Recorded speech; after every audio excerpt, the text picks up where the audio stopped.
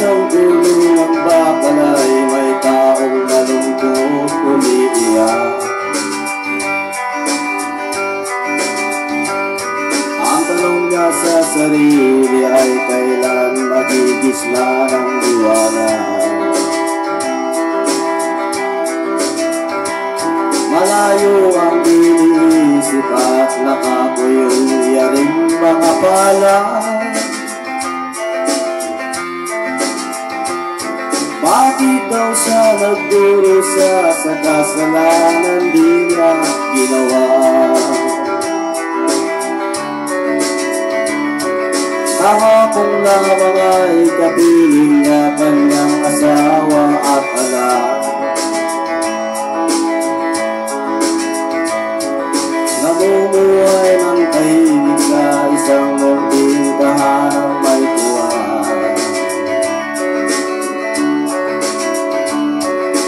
Ang kaligayahan na ipinukol ng isang paratang sa kanya. Siya daw ang may sala sa isang krimen na di naman niya ginawa. Wala na bang katarungan ng isang nilalang na katulad niya?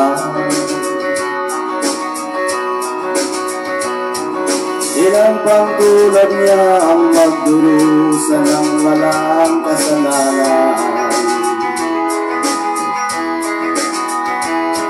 Di ba't ang batas natin pantay-pantay, walang mahirap mayaman?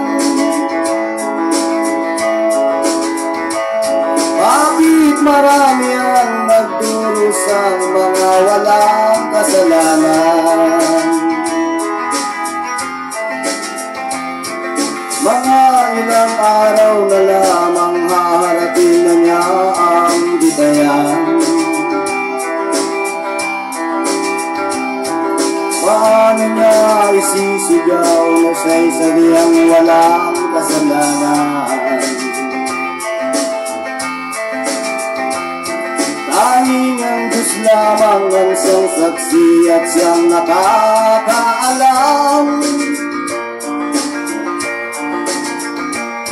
Diyos na rin ang siyang bahalang maningil kung sinong may kasalanan. Dumating na ang araw, haharapin ang kanyang kamatayan. Sa isang upuang bakal na kay kanilang buhay na inutan. O ang batas ng tao kung minsan ay di mo maintindihan. Ilan pang tulad niya ang magdurusa ng walang kasalanan.